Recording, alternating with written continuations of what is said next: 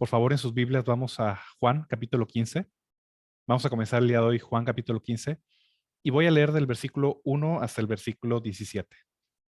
Vamos a Juan capítulo 15, versículo 1 al versículo 17. Voy a leer. Yo soy la vid verdadera y mi Padre es el viñador. Todo sarmiento que en mí no da fruto, lo quita, y todo el que da fruto lo poda para que dé más fruto. Ustedes ya están limpios por la palabra que les he hablado. Permanezcan en mí y yo en ustedes. Como el sarmiento no puede dar fruto por sí mismo si no permanece en la vid, así tampoco ustedes si no permanecen en mí. Yo soy la vid y ustedes los sarmientos. El que permanece en mí y yo en él, ese da mucho fruto, porque separados de mí nada pueden hacer. Si alguien no permanece en mí, es echado fuera como sarmiento y se seca y lo recogen, los echan al fuego y se queman. Si permanecen en mí y mis palabras permanecen en ustedes, pidan lo que quieran y les será hecho. En esto es glorificado mi Padre, en que den mucho fruto y así prueben que son mis discípulos. Como el Padre me ha amado, así también yo los he amado, permanezcan en mi amor. Si guardan mis mandamientos, permanecerán en mi amor, así como yo he guardado los mandamientos de mi Padre y permanezco en su amor. Estas cosas les he hablado para que mi gozo esté en ustedes y su gozo sea perfecto.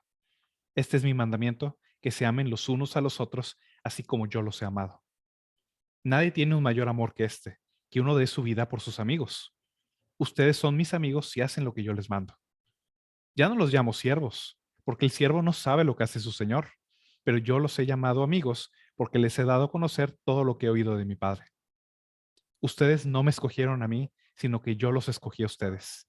Y los designé para que vayan y den fruto y su fruto permanezca, para que todo lo que piden al Padre en mi nombre se lo conceda. Esto les mando, que se amen los unos a los otros. Saben, algo que estaba pensando al iniciar o al preparar este mensaje es en todas las maneras en en que la Biblia trata de describir cuál es la relación que Cristo tiene con su pueblo. ¿Cuál es la relación que el Salvador tiene con aquellos a quienes vino a salvar? Esa relación entre Cristo y los creyentes es descrita en muchas maneras y con muchas metáforas o muchas analogías, que todas ellas en conjunto pues, nos dicen todo lo que eso involucra. Hay veces donde la Biblia utiliza metáforas médicas o anatómicas, por ejemplo. Se nos dice que Cristo es la cabeza y la iglesia es su cuerpo. En Efesios 5, por ejemplo. Sí, Efesios 4, perdón, versículo 15 en adelante. Hay veces donde la Biblia utiliza imágenes ganaderas. Por ejemplo, se nos menciona que Cristo es el pastor o el buen pastor, como lo vimos en Juan capítulo 10, y nosotros somos las ovejas de su rebaño. Hay otras veces donde se utilizan imágenes o metáforas relacionales que tienen que ver o utilizando más bien las relaciones que tenemos como seres humanos. Por ejemplo, se describe que Cristo es el esposo y la iglesia es la esposa de Cristo, etcétera, ¿no? Hay varias metáforas que la Biblia utiliza para describir cuál es la relación de los creyentes con el Señor Jesucristo. Aquí en este pasaje el Señor Jesucristo está utilizando una imagen agrícola que tiene que ver con las plantas. Está utilizando la imagen de una vid. La vid es la planta que da las uvas, con los sarmientos o los pámpanos, depende de la traducción que utilicen. Los pámpanos o los sarmientos son las ramitas que salen de la vid y esas ramitas son las que producen las uvas. El Señor Jesucristo está utilizando esta imagen o esta analogía de una vid y sus pámpanos, o una vid y las ramitas que están unidas a la vid, para ilustrar, para ejemplificar cuál es la relación que los creyentes tenemos con Él. Toda esta imagen o todo este pasaje comienza, si vamos al capítulo 14, versículo 31, que es el último versículo del capítulo anterior. Dice el Señor Jesucristo en el versículo 31, pero para que el mundo sepa que yo amo al Padre y como el Padre me mandó, así hago. Levántense, vámonos de aquí. ¿Qué está sucediendo en este punto? Si recuerdan, esta es la última cena, así es como la conocemos, es las últimas horas del ministerio terrenal del Señor Jesucristo. Toda, toda esta serie de acontecimientos comienza aproximadamente a las 6 de la tarde antes de caer el sol. Jesús se junta con sus discípulos para cenar con ellos, la fiesta de la Pascua, Sucede todo lo que vimos en los capítulos anteriores, lava los pies de los discípulos, instituye lo que le conocemos como la Santa Cena, descubre que en medio de ellos hay un traidor y ese traidor, que sabemos ahora que es Judas, sale de esa fiesta o sale de la cena donde están ellos reunidos. El Señor Jesucristo comienza a confortar, comienza a alentar el corazón de los creyentes y esa misma madrugada Él va a ser arrestado en el huerto, en el Getsemaní. Él va a ser juzgado por las autoridades judías y luego por las autoridades romanas. Va a ser crucificado, va a ser muerto y lo van a sepultar antes que se ponga el sol al día siguiente. Al Señor Jesucristo le quedan menos de 24 horas de su vida. Y viendo toda la historia en general terrenal del Señor Jesucristo, 3 días después Él va a resucitar de los muertos y 40 días después Él va a subir al cielo. Va a sentarse a la diestra de Dios el Padre y sus discípulos ya no lo iban a volver a ver. Entonces, no solo está la prisa inminente del Señor Jesucristo ante su crucifixión, ya prácticamente inmediata, sino adicionalmente al Señor Jesucristo le quedan 40 días, 40 y tantos días, ya para este punto, donde Él tiene que darle unas últimas lecciones a sus discípulos.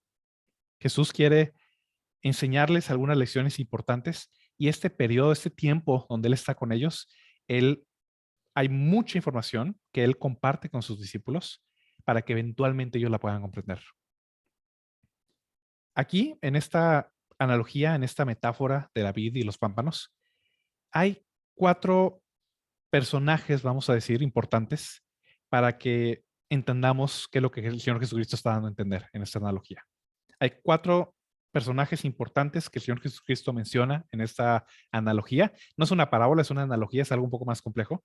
Y al final hay una indicación general que el Señor Jesucristo hace a sus discípulos.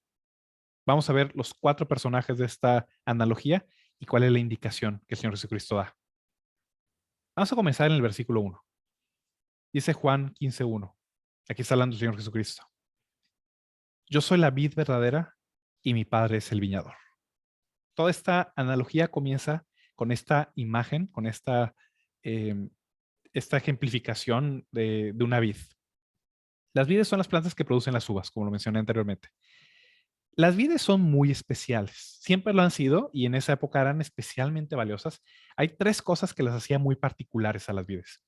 Primero, las vides producen uvas y la uva era algo extremadamente valioso en esa época porque de la uva es donde se saca el vino.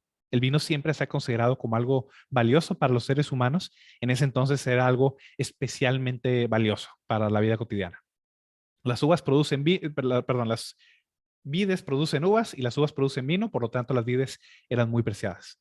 Segundo, también algo importante que entender, las vides para que puedan ser útiles para los seres humanos tienen que ser domesticadas.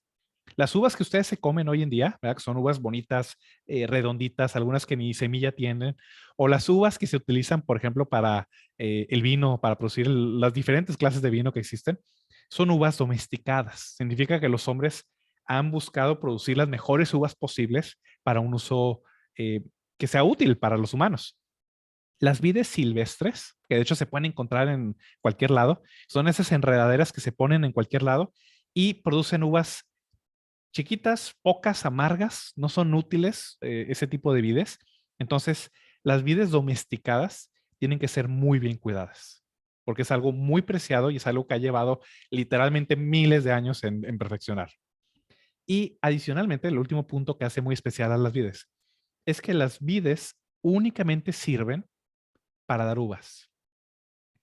A diferencia de otros árboles, ¿no? Si agarras un roble, pues te puede servir para construir un montón de cosas, da sombra, etcétera, ¿no? Hay árboles que tienen muchos usos, los pinos, los robles, etcétera.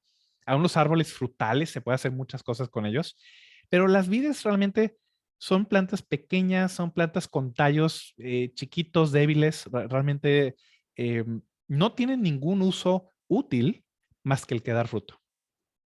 Una vid que no da fruto, una vid silvestre, una vid que produce malas uvas, no sirve para nada. No puedes usar su madera, no puedes construir nada con ella, no puedes hacer nada con ella. Es una cosa totalmente inútil. Una vid que no produce buen fruto. Eso es lo que hace particular a las vides. La pregunta importante ahora es, ¿por qué el Señor Jesucristo se está comparando con una vid? ¿No? Las vides son muy valiosas, pero ¿por qué en particular esta planta? ¿Por qué el Señor Jesucristo la está utilizando para referirse a Él mismo? En el Antiguo Testamento, y ya con las cosas que mencioné anteriormente, la vid era un símbolo que Dios utilizaba para referirse, para ejemplificar a la nación de Israel. Si vamos, por ejemplo, al Salmo 80, versículo 8 y 9, brevemente dice el Salmo 88, tú removiste una vid de Egipto, expulsaste las naciones y plantaste la vid. Limpiaste el terreno delante de ella, echó profundas raíces y llenó la tierra. Aquí de manera simbólica, de manera poética, el salmista se está refiriendo a la nación de Israel como una vid, como una planta valiosa, preciosa, que Dios rescata de la tierra de Egipto, quita todo lo que hay en ese terreno y la pone allí para que la vid crezca, eche raíces y dé fruto. Otro pasaje muy importante acerca de esto es Isaías capítulo 5. Isaías capítulo 5, versículo del 1 al 7. Y en este pasaje podemos entender por qué la vid es utilizada del pueblo de Israel y qué fue lo que pasó con ellos. Si vamos a Isaías capítulo 5, dice desde el versículo 1 en adelante, cantaré ahora a mi amado el canto de mi amado acerca de su viña. Mi bien amado tenía una viña en una fértil colina. La cavó por todas partes, quitó sus piedras y la plantó de vides escogidas. Edificó una torre en medio de ella y también excavó en ella un lagar. Esperaba que produjera uvas buenas, pero solo produjo uvas silvestres. Y ahora, moradores de Jerusalén y hombres de Judá, juzguen entre mí y mi viña. ¿Qué más se puede hacer por mi viña que yo no haya hecho en ella? ¿Por qué cuando esperaba que produjera uvas buenas, produjo uvas silvestres? Ahora pues, dejen que les diga lo que yo he de hacer con mi viña. Quitaré su vallado y será consumida. Derribaré su muro y será pisoteada y haré que quede desolada. No será podada ni labrada y crecerán zarzas y espinos. También mandaré a las nubes que no derramen lluvia sobre ella. Ciertamente la viña del Señor de los ejércitos es la casa de Israel. Y los hombres de Judá su plantío delicioso. Él esperaba equidad, pero hubo derramamiento de sangre. Justicia, pero hubo clamor. Dios está mostrando, está ilustrando, otra vez, está usando esta imagen de la vid para ejemplificar qué era lo que él esperaba con Israel. Israel era como esa vid preciosa, escogida, que él había salvado de la tierra de Egipto. Menciona todo lo que él hizo por esta vid. Dice que quitó las piedras, plantó un montón de vides escogidas, edificó una torre para vigilar, un lagar para que nadie fuera a robárselas, puso una cerca para que los animales no fueran a comérselas.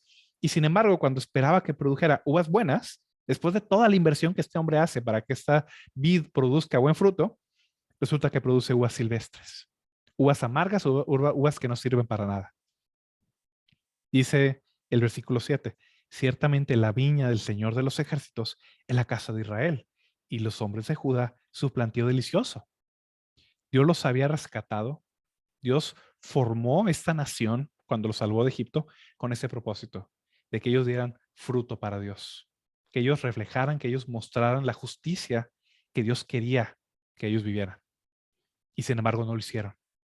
Israel una y otra vez falla y falló en dar fruto para Dios.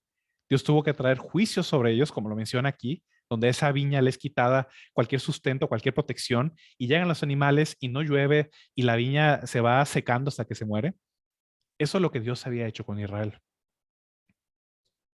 Jesús, en cambio, o sea, y entendiendo este trasfondo del Antiguo Testamento, Jesús, en cambio, si regresamos a Juan capítulo 15, entendiendo precisamente qué es lo que simboliza la vid en el Antiguo Testamento, Jesús dice en el versículo 1, yo soy la vid verdadera. ¿Qué quiere dar a entender el Señor Jesucristo con esto? Jesús es la persona, vamos a decirlo, Él es Israel en persona. El Señor Jesucristo es todo lo que Israel debió ser y no fue. Yo soy la vid verdadera. Yo soy la planta, soy soy a través del cual el fruto de Dios, el fruto que Dios quiere en este mundo, va a ser producido. Yo soy la vid verdadera. Él es la fuente de toda vida espiritual, de todo fruto espiritual. Todo lo que Israel no pudo ser, Cristo lo es. Él es Israel en persona. Yo soy la vid verdadera. Es lo primero, así comienza esta analogía. Yo soy la vid verdadera. Segundo personaje, dice Jesús, yo soy la vid verdadera. Y segundo, mi padre es el viñador o el labrador. El labrador o el viñador es el dueño de la viña, el que plantó, el que quiere que esta viña produzca. ¿Cuál es la responsabilidad de esa persona? ¿Qué hace un viñador o qué hace un labrador? Bueno, muy sencillo. El labrador planta, cuida, limpia, poda, protege a la vid, que no le pase nada, porque el labrador busca recibir frutos de esa vid. Ese es el papel del labrador. Es asegurarse que esa vid produzca la mejor y mayor cantidad de uvas posibles. Entre más uvas produzca y entre mejores uvas produzca, pues mejor vino y mejores uvas se pueden producir, se pueden vender y es mayor ganancia para el labrador. Jesús dice ser la vid verdadera, es lo primero que vimos. Y segundo, dice, mi padre es el labrador. Ahora, entendiendo el papel y entendiendo pues, lo que busca el labrador, podemos entender por qué el Señor Jesucristo dice que su padre es el labrador. Si recuerdan Juan 3:16, que es el versículo más conocido de toda la Biblia, ¿quién fue quien amó tanto al mundo que dio a su único hijo? Dios el Padre. De tal manera amó Dios al mundo que entregó, que dio a su único hijo para que todo aquel que en él cree no se pierda, sino que tenga vida eterna. Es Dios el Padre, el labrador. Este plantío, vamos a decirlo, el plantar esta viña es cuando él envía a su único hijo al mundo para salvarlo.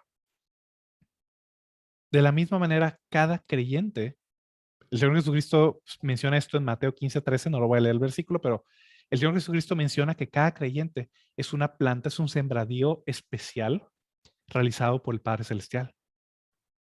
Dios es el labrador, es el viñador. Él desea que esta vid produzca el fruto que él quiere para sí mismo. El Padre de forma personal planta, cuida, preserva a todos los que están en la vid, en Jesús. Estos son los primeros dos personajes de esta analogía. Jesús, la vid verdadera, y su Padre como el labrador. Ahora, hay dos personajes más que el Señor Jesucristo menciona en esta analogía. Vamos a ver a continuación las ramas que están unidas a la vid. Es el tercer personaje. Las ramas que están unidas a la vid, o los pámpanos, los sarmientos, como sea. Vamos a continuar, versículo 2. Todo sarmiento o pámpano que en mí no da fruto, lo quita. Y todo el que da fruto, lo poda para que dé más fruto. Nada más hay dos tipos de ramas. La que da fruto y la que no. Ahorita vamos a ver la que no.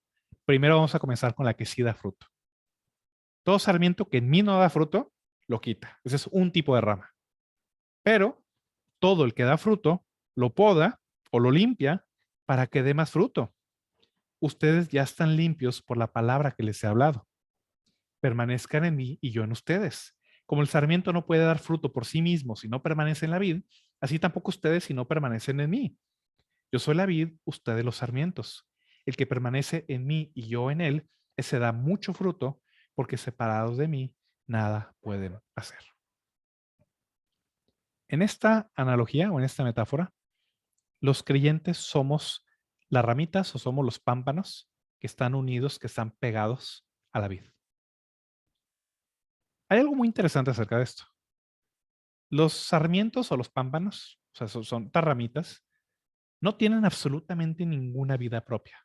A cualquiera de nosotros, aunque no seamos biólogos en clase, en la primaria, pues nos enseñaron que el árbol tiene raíces, los nutrientes del árbol principalmente, aunque obviamente me imagino que es un poco más complejo que eso, pero principalmente el árbol se nutre por las raíces, todo esto viaja por el tronco y entonces se distribuye por las ramas. Un árbol no se muere porque tú le quites una rama. La rama, si tú la arrancas del árbol, la rama es la que se muere.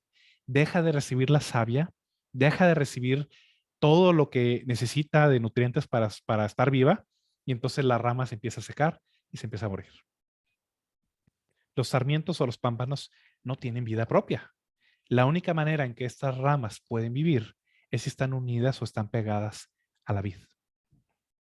También algo muy interesante y regresando al punto de las vides, los pámpanos únicamente sirven para dar fruto. Los pámpanos son ramitas muy débiles, muy chiquitas, no sostienen nada. De hecho, las vides tienen que agarrarse de otras cosas, son enredaderas para tratar de tener algún tipo de rigidez. Los pámpanos, su única función es dar fruto. No sostienen, no aportan nada a la vid, reciben los nutrientes de la vid y los transforman en uvas. Eso es todo lo que hacen los pámpanos o los sarmientos. ¿Por qué Jesús nos llama, por qué Jesús nos compara con los pámpanos de la vid?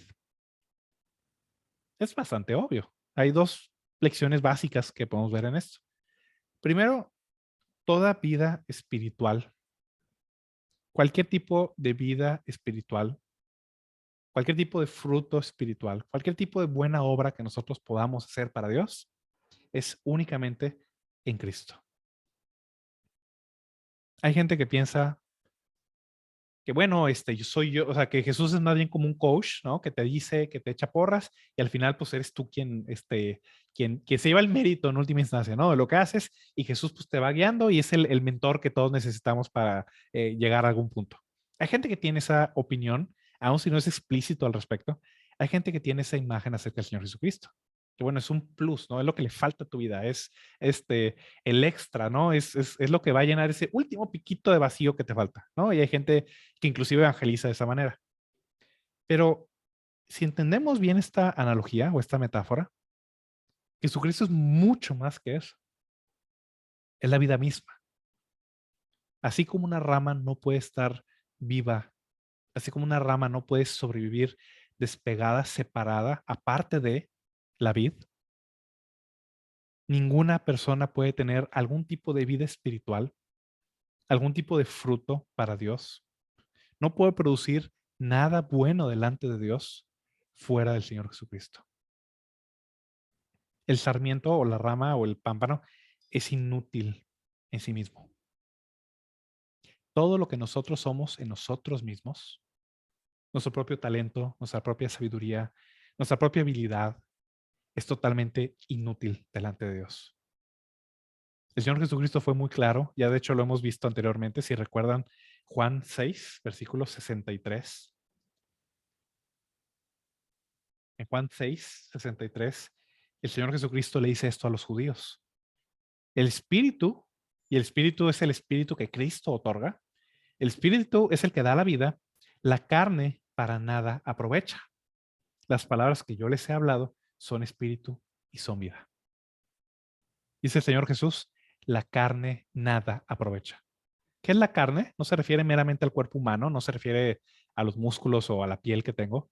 La carne es cualquier cosa que yo soy en mí mismo, mi propia naturaleza, como vengo. El Eduardo que nació por default, ese soy yo, es mi carne, lo que se produce de mí. Dice el Señor Jesucristo, la carne nada aprovecha. Si tú piensas que tu vida es medianamente buena y que a lo mejor, bueno, esto de la religión o esto del Señor Jesús va a darle ese empujón que necesita nada más, déjame decirte que estás totalmente equivocado. Todo lo que tú eres en ti mismo o en ti misma, tu inteligencia, tu sabiduría, la familia en la que naciste, tus habilidades, tus talentos, lo que sea, espiritualmente hablando, no sirve para nada. La carne nada aprovecha. Hay una, eh, hay un comentario que me gustó mucho del pastor John Gill. John Gill fue un pastor del siglo XVIII. Lo voy a leer lo que él comenta sobre este versículo. Dice, nada puede ser hecho sin Cristo, sin su espíritu, gracia, fortaleza o presencia, o aparte de él. Si fuera posible para las ramas que están verdaderamente en él ser separadas de él, si eso fuera posible, no podrían producir frutos de buenas obras, así como las ramas desgajadas de la vid no pueden producir uvas. Toda utilidad del creyente debe ser atribuida a Cristo y su gracia, no a la voluntad y poder del hombre. La primera lección que el Señor Jesucristo les enseña a sus discípulos en esta analogía o en esta metáfora. Separados de mí, nada, no casi nada, no algunas cosas, no medianamente bien, separados de mí, nada espiritualmente valioso para Dios pueden hacer. La carne para nada aprovecha. Es lo primero que tenemos que entender acerca de los sarmientos o de las ramas o de los pámpanos. Separados de la vid, nada pueden hacer. Un hombre o una mujer separados de Cristo, espiritualmente hablando, no pueden producir nada útil para Dios. Y también hay un segundo punto acerca de esto. Así como las ramas separadas de la vid es imposible que produzcan algo, una rama separada del árbol no puede producir absolutamente nada, es imposible. Lo opuesto también es imposible. Si una rama está unida a la vid, si el pámpano está unido a la vid, es imposible que no dé fruto. Lo segundo que tenemos que ver. Vamos a volver al versículo 5 otra vez. Dice el Señor Jesucristo, yo soy la vid y ustedes los sarmientos. El que permanece en mí y yo en él, puede que dé fruto. A veces da fruto. Batallará o tendrá que esforzarse para dar fruto. No, dice, el que está en mí, el que permanece en mí y yo en él, ese da mucho fruto. Por consecuencia, eso es lo que sucede, porque separados de mí, nada pueden hacer. Si regresamos al versículo 2, dice el Señor Jesucristo, todo sarmiento que en mí no da fruto, lo quita, y todo el que da fruto, lo poda para que dé más fruto. Entonces, hay grados de fruto, así como cualquier rama que está unida a la vid, algunas van a producir más y otras van a producir menos, es normal. Hay pámpanos más sanos que otros y la labor precisamente del labrador o del viñador es que los pámpanos que están enfermos o los pámpanos que tienen alguna plaguita o los pámpanos que tienen alguna suciedad o algo que los pueda estar estorbando, la labor del labrador o del viñador es asegurarse que sigan dando fruto. Entonces los podan, los limpian, a veces cuando están caídos, los ponen ahí una vara o algo donde se agarren o un alambre, lo que sea, y eso permite que la rama se fortalezca y produzca más fruto del que ya estaba consumiendo, o perdón, del que ya estaba produciendo. Las ramas nunca se esfuerzan en producir fruto. La rama no está intentando contra su voluntad producir fruto, es algo natural. Así como la rama se muere solita, si no está en la vid, si la rama está unida a la vid, va a dar fruto. No hay otra opción, no hay otro tipo de rama. Está la rama viva o la rama muerta. La rama muerta no produce fruto, la rama viva sí produce fruto. De la misma manera, la evidencia de que uno está en Cristo, la evidencia de que hemos nacido de nuevo, o sea, lo que manifiesta, lo que muestra que realmente somos de Cristo y estamos en Cristo, es que vamos a producir fruto espiritual. No hay otra opción, no hay otra categoría. Tú puedes estar preguntando, bueno, ¿y a qué se refiere con fruto espiritual? O sea, ¿de qué fruto estamos hablando?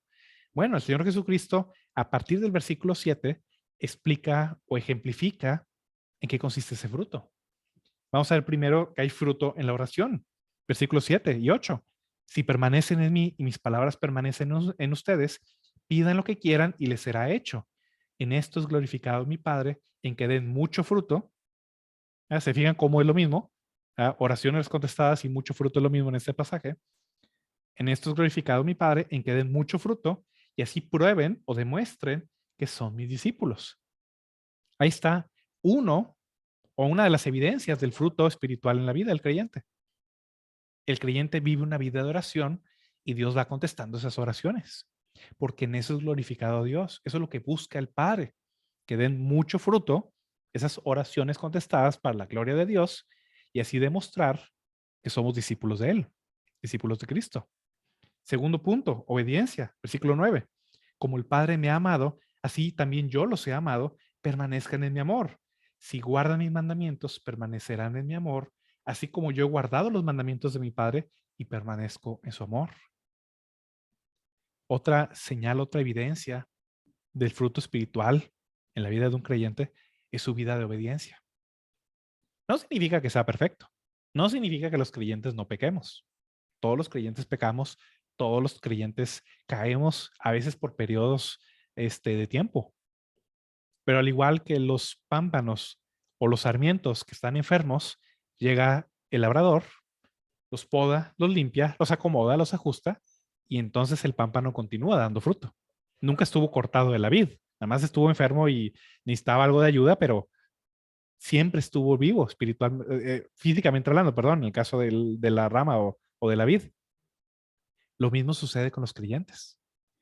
Los creyentes hemos pasado de muerte a vida. Y sí, hay veces donde nos ganamos la disciplina de nuestro Padre Celestial por nuestro pecado, pero Dios ya no actúa como un juez. Dios ya no actúa como vengador. Dios actúa como un Padre amoroso que disciplina a sus hijos, como dice el apóstol Pedro, para que participemos, para que continuemos en su santidad. Eso es lo que separa a los creyentes de los incrédulos. Eso es lo que separa las ramas vivas de las ramas muertas. En la rama viva hay fruto, aunque sea poco, pero hay. Y por la gracia de Dios, por la gracia del labrador que va a trabajar sobre esa rama, la rama eventualmente producirá más, pero produce algo porque está unida a la vid. Siempre es así. Tercer señal de fruto espiritual, gozo. Versículo 11. Estas cosas les he hablado para que mi gozo esté en ustedes y su gozo sea perfecto. Sí, a veces los creyentes pasamos por aflicción. Hay veces donde el gozo del Señor no nos está controlando y eso está mal, definitivamente. Pero todos los creyentes tienen a su disposición el gozo del Espíritu Santo. Un gozo que no depende de las situaciones externas. Esa es otra señal de fruto espiritual. Una última señal, el amor. Versículo 12. Este es mi mandamiento, que se amen los unos a los otros, así como yo los he amado. Nadie tiene un mayor amor que este, que uno dé su vida por sus amigos.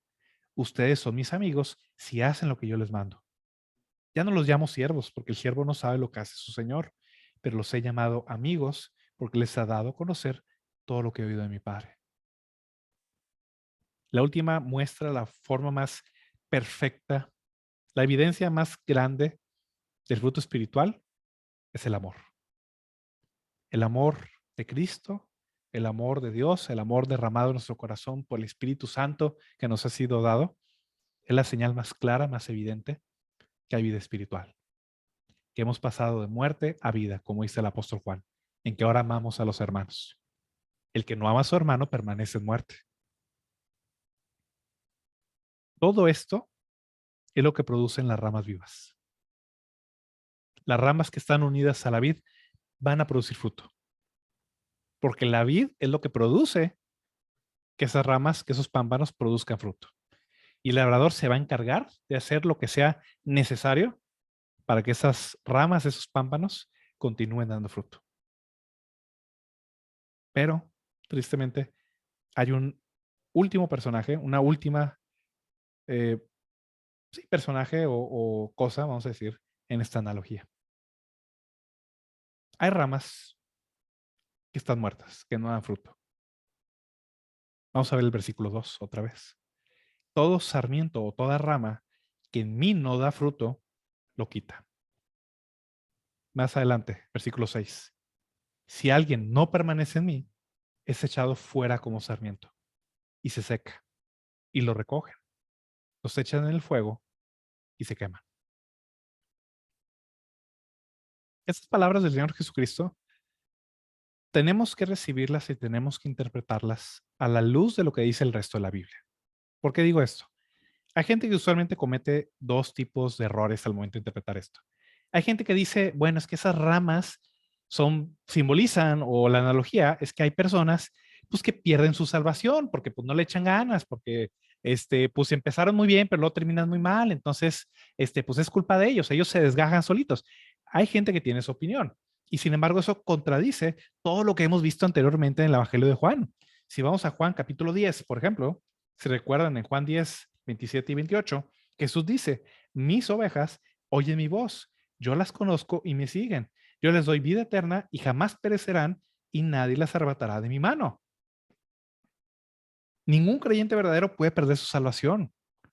Ninguna rama que está unida a la vid y que recibe la savia, que recibe esa vida de parte de la vid, puede ser desgajada. La vid sostiene la rama no sostiene a la vid. Aunque la rama se caiga, aunque la rama se ensucie, aunque la rama le pase algo, es el labrador quien se asegura que esa rama continúe y siga dando fruto. Por un lado, Esto no puede significar que alguien pueda perder su salvación. Y hasta ahorita creo que, al menos en esta congregación, todo el mundo estamos claros en eso. Nadie ha enseñado lo opuesto, afortunadamente. Por otro lado, y en otro extremo y otro error que es importante contestar, hay personas que piensan que esto se refiere meramente a creyentes caídos o mundanos, ¿no? Hay gente que dice, bueno, es que esas ramitas, pues son, ya sabes, ¿no? El típico creyente que, pues que sí anda, pero no anda, aquel que, como decimos vulgarmente, anda en el mundial, el que es el mundano, ¿no? Pero pues hizo alguna vez alguna oración, alguna vez vino a alguna reunión, alguna vez, escuchó una clasecita bíblica y ya, pues por eso es salvo, ¿no? Y simplemente pues se cayó, ¿no? Pero pues va a ir al cielo y va a llegar así medio raspando, pero va a llegar, ¿no? Y hay veces en que damos un falso consuelo a personas que están en esa situación, diciéndoles cosas de ese estilo. Aquí no está hablando de ramas con poco fruto. No está hablando de ramas enfermas. No está hablando de ramas que necesitan ayuda. Está hablando de pámpanos que están muertos, que no tienen fruto, que no están unidos a la vid. Dice el versículo 2, toda rama que en mí no da fruto, esta rama no está en él, por lo tanto no da fruto. Versículo 6, si alguien no permanece en mí, y ahorita vamos a ver a qué se refiere esto, perdón, versículo 6, si alguien no permanece en mí, es echado fuera como sarmiento y se seca y lo recogen y los echan en el fuego y se queman. Esto no está hablando meramente de una disciplina, ¿verdad? Si uno quiere mejorar una rama, no la quemas. Le pones un alambre, le pones un palito, la podas, lo que tú quieras. No vas a quemar una rama que está viva. Quemarla es destruir algo. Y sin embargo, estas ramas secas, dice el Señor Jesucristo, son echadas fuera, son recogidas, son echadas al fuego y arden y no hay remedio para ellas. ¿De qué está hablando el Señor Jesucristo? Cristo está escribiendo a todos aquellos que pudieran identificarse, que pudieran parecerse a los creyentes genuinos y que sin embargo no son realmente salvos. Son personas que, como estas ramas muertas, están físicamente encima de la vid, pero no están conectadas a ella. Están muertos. Parece que forman parte del árbol, pero no son parte del árbol. Sacudes el árbol y se van a caer. No están unidas. Están muertas. El apóstol Juan, más adelante, advierte acerca de esto. Si vamos a Juan capítulo 2, versículo, 1 Juan, perdón, capítulo 2, versículo 19, dice el apóstol Juan de estas personas: ellos salieron de nosotros, pero en realidad no eran de nosotros, porque si hubieran sido de nosotros, habrían permanecido con nosotros, pero salieron a fin de que se manifestara que no todos son de nosotros. Suena como trabalenguas, pero dice el apóstol Juan, aquellas personas, no que abandonan esta iglesia o que abandonan esa congregación, no sé a lo que se refiere que abandonan a Cristo. Abandonan totalmente la fe. Dice el apóstol Juan, salieron de nosotros porque no eran de nosotros. Porque si hubieran sido de nosotros, habrían permanecido. Pero el hecho que salen, dice el apóstol Juan, evidencia, demuestra que realmente nunca lo fueron. Ya vimos el mayor ejemplo de esto, ya vimos a Judas Iscariote. Judas estuvo 3 años entre los discípulos. Judas estuvo con los apóstoles, pero él no era un creyente genuino. Y eventualmente fue descubierto por eso. Esta es una advertencia importante, es una advertencia que tenemos que escuchar. Sobre este versículo me gusta también un comentario de Matthew Henry. Dice acerca de este pasaje del versículo 6. Esta es la descripción del terrible estado de los hipócritas que no están en Cristo y de los apóstatas que no permanecen en Cristo. Son echados fuera como ramas secas y marchitas. Son quitados porque estorbaban al árbol. Aquellos que no permanecen en Cristo, aunque puede que florezcan por un tiempo, al menos en una profesión de fe, sin embargo, en poco tiempo se marchitan y vienen a nada. Sus partes y dones se marchitan. Su celo y devoción se marchita. Su crédito y reputación se marchitan y su esperanza y consuelo se desvanece. ¿Qué es lo que distingue a las ramas muertas de las vivas? Las ramas muertas no estaban unidas a la vid. Solo las ramas vivas estaban unidas a la vid y por eso producían fruto. Esos son los 4 personajes en esa metáfora. El Señor Jesucristo, la vid verdadera, el Padre, el labrador y 2 tipos de ramas. ¿Tú dónde estás? ¿Qué rama eres? ¿Está produciendo tu vida el fruto? Aún de manera imperfecta, aún de manera inicial, ¿está produciendo tu vida el fruto espiritual que a Dios le agrada? Tú no lo puedes hacer. Yo no lo puedo hacer en mi vida. Ese fruto únicamente viene por la unión a través de la fe con el Señor Jesucristo. ¿Qué es lo que Jesús ordena? ¿Qué es lo que Jesús nos llama a todos? Versículo 7. Si permanece, perdón, versículo 4. Permanezcan en mí y yo en ustedes. Permanezcan. Esa palabra permanecer habla de un acto continuo, permanente. No es nada más algo que uno hace una vez y ya. Permanezcan en mí. La fe verdadera no es un acto aislado de fe. Si tú piensas de que, bueno, hice una oración una vez y listo, eso fue todo, eso no es fe verdadera. Y puede que tú te estés engañando a ti mismo pensando que lo es. Fe verdadera es un acto continuo, es un acto permanente de confianza, de fe en el Señor Jesucristo. No significa que la fe siempre es igual de fuerte. Muchas veces los creyentes, nuestra fe parece que está desvaneciéndose, parece que se está debilitando, pero por la gracia de Dios, por el poder del Espíritu Santo, siempre va a estar ahí. Las ramas vivas, los creyentes verdaderos, tienen esa fe perseverante. Es una fe que persevera, es una fe que continúa en el Señor Jesucristo y por lo tanto, de forma automática, sus vidas producen fruto agradable a Dios. Si analizas tu vida, y lo invito a que lo hagas, y si tú identificas que tú eres de las ramas secas y que no estás unido por la fe al Señor Jesucristo, no meramente que hiciste alguna profesión alguna vez. ¿Verdad? Cualquiera que estuvimos aquí desde niños, claramente lo hemos hecho muchas veces en actos individuales. Pero si tú no tienes esa fe que permanece en el Señor Jesucristo, si tú en este momento no confías en Él, el Señor Jesucristo te dice, permanece en mí. Una y otra vez el Señor Jesucristo está llamándonos a la salvación. Y no meramente como algo que sucede una vez, como algo que perdura para toda la vida. Permanezcan en mí y yo en ustedes. Voy a hacer una oración para terminar. Padre Celestial, Señor, te doy gracias por tu palabra, Señor. Gracias, Padre, por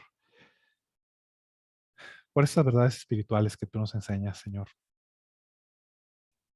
Dice tu palabra, Señor, pues que examine nuestro corazón, Señor, que pruebes nuestros pensamientos, Señor.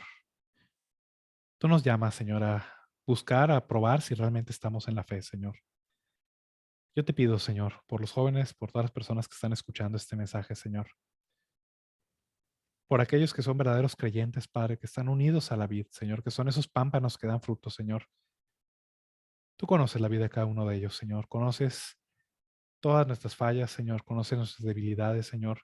Y entendemos que no tenemos nada de nosotros mismos, Señor. Nuestra carne nada aprovecha, Señor. Fortalécenos, Señor, y sigue trabajando en nuestras vidas, Señor, para producir frutos, Señor.